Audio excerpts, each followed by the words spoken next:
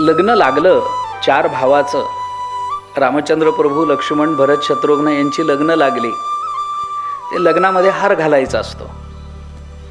ते रामचंद्र प्रभूने हार घातला सीता मातोश्रींच्या गळ्यामध्ये.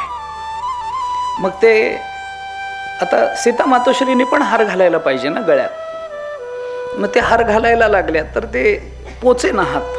त्यावेळेला ते उचलून घेण्याची पद्धत नव्हती. त्यामुळे तो हात पोचे ना गळ्यापर्यंत रामचंद्र प्रभूंच्या. मग ते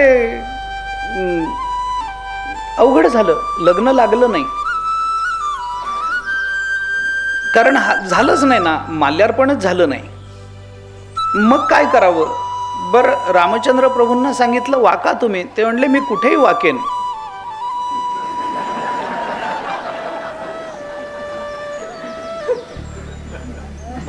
बायको समोर नाही.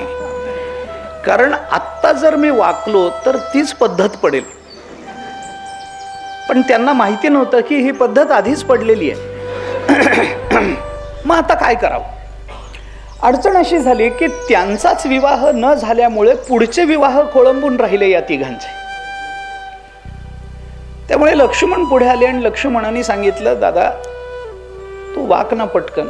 बायको समोर नाही वाकणार. ते म्हणले तुझं सोडून दे, आमचं थांबलंय त्यामुळे वाक, आमच्यावरची करुणा तरी. ते म्हणले नाही. असं सांगितलं जातं. विश्वामित्रांनी सांगितलं लक्ष्मण तू रामाच्या पाया पड. आम्ही जोडीने पडणार, जोडीने नंतर, आत्ता तू एकटा पड. म्हणले कशा करता? मी सांगतो म्हणून, तू पाया पड.